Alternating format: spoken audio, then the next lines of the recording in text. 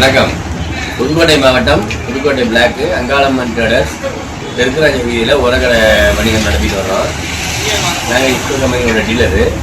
இஸ்கோ கம்பெனியில் ஒரு 15 நாளைக்கு முன்னாடி அதனுடைய சேல்ஸ் ஆஃபீஸர்கிட்ட சோளம் அதை விதை நேர்த்தி பண்ணதுன்னு சொல்லி கேட்டிருந்தோம், டெமோ கேட்டிருந்தோம். அதன்படி நேற்று கொடுத்துருக்காங்க. அதில் பார்த்தீங்கன்னா ஃபஸ்ட்டு விதை நேர்த்தி பண்ணாத அவனுடைய சோளத்தோட இதனுடைய முளைப்பு திறன் ரொம்ப கம்மியாக தான் இருக்குது. அதனுடைய அடர்த்தி கம்மியாக இருக்குது, வறட்சியும் கம்மியாக இருக்குது.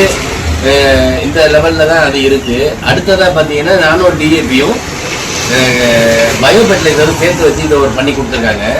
இதனோட ரொம்ப நல்லா இருக்குது. இதனுடைய இலைகளே ரொம்ப அகலமாக இருக்குது, பச்சை பச்சை நல்லா இருக்குது. வேர்களும் நல்லா வளர்ந்த மாதிரி நல்லா ஸ்ட்ராங்காக இருக்குது, எண்ணிக்கையும் கூடுதலாக இருக்குது.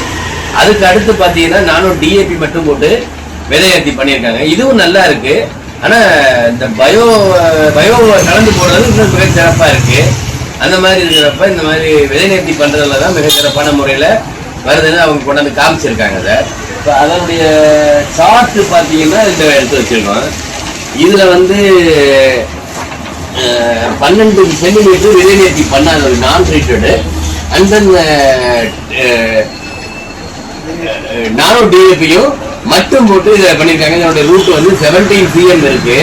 இதனுடைய கிளைகளும் நல்லா இருக்கு, வேருடைய ஸ்ட்ரென்த்து கூட இருக்கு. இது இப்போ நானோ டிஏபியும் கன்சார்டியாவும் போட்டு பண்ணியிருக்காங்க. இது ரொம்ப நல்லா இருக்கு.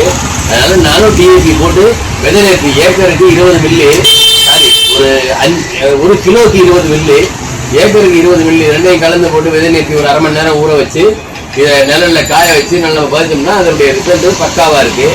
எல்லாரும் விவசாயிகள் பூரா அதே மாதிரி பண்ணி பயனிட்ட மாதிரி கேட்டுக்கொள்கிறோம். நன்றி.